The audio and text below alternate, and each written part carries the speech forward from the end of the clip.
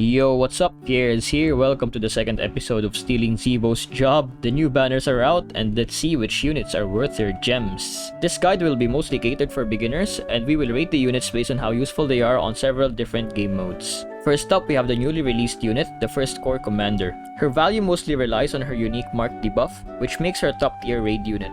However, the other parts of her kit, including the global attack debuff and the damage reduction and damage buff on her special ability, makes her a great PvP unit as well. Overall, I would give this unit a summon rating of 4.5 out of 5. It is a must-have for raid players and is great for PvP as well. Units like these provide great value for beginners since you'll be building a raid and arena unit at the same time. Just like the First Corps Commander, this is a top tier raid unit. She's the core part of most of the meta raid teams and is definitely a must-have for raid players. Her absurdly high base attack stat allow her to dish out monstrous amounts of damage to raid bosses, paired with a defense debuff to help her and the whole team tear the boss into shreds. However, her short range and slow attack animations make her very easy to outplay for any decent arena player, and thus even if she is usable, she's not a top tier unit in PvP. I would give her a summon rating of 4. Oghma is one of the best tanks in the game, with a unique special ability, boosting the defenses of glass cannons, making the whole team much more difficult to kill. The unique reflect damage from his sword makes him a great counter for the ever-present full damage arena comps, and his high defenses make him one of the best meat shields in the game. His second exclusive weapon also makes him a top tier raid unit, which makes him great in the only game mode that he's supposed to be bad at. Due to how flexible Oghma is if you get both of his weapons, I would give Oghma a summon rating of 4.5 out of 5. You can't really go wrong with this unit.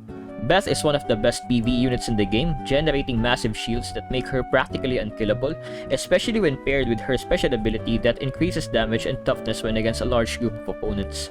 Her AI also allows her to target the backline in Colosseum, which makes her a top tier pick there as well. She's also an excellent arena unit due to her high damage and decent toughness. Her dark resistance debuff makes her a core part of melee dark raid teams as well.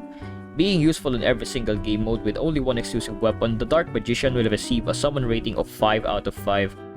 Hana is a great arena unit, but that's just about it. She deals a decent amount of damage, and the healing is useful for PvE, but she is outclassed by other PvE units, especially considering that Future Princess can be obtained for free.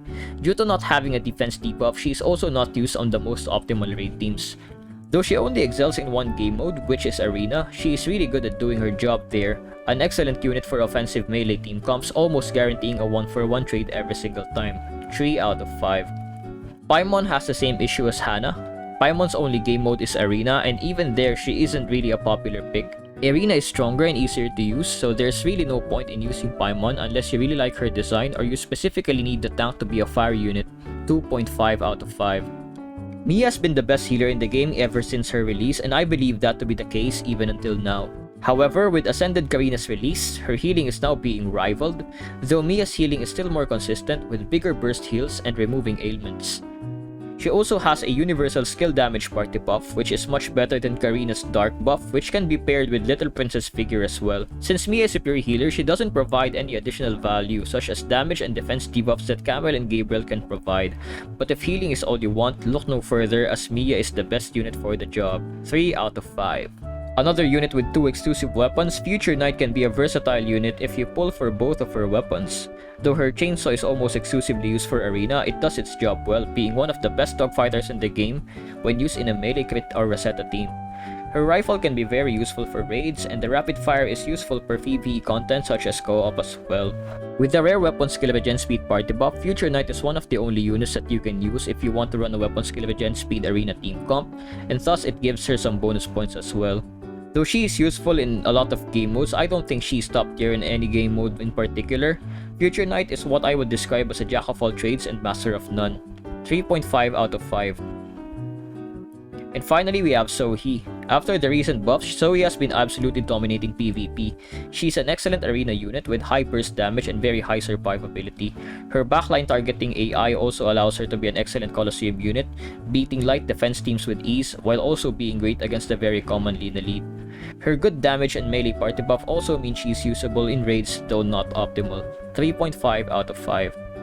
So that's all for this banner, guys. I hope you all enjoyed. Obviously, You should always look at your team comp and what units you actually need if you're looking for which units to pull for. Just because I said Beth is a 5 out of 5 pull doesn't mean you're going to pull Beth if you're building a range comp, so yeah, also always keep that in mind. But in any case, I hope this video helped, and I see you all next time. Bye bye.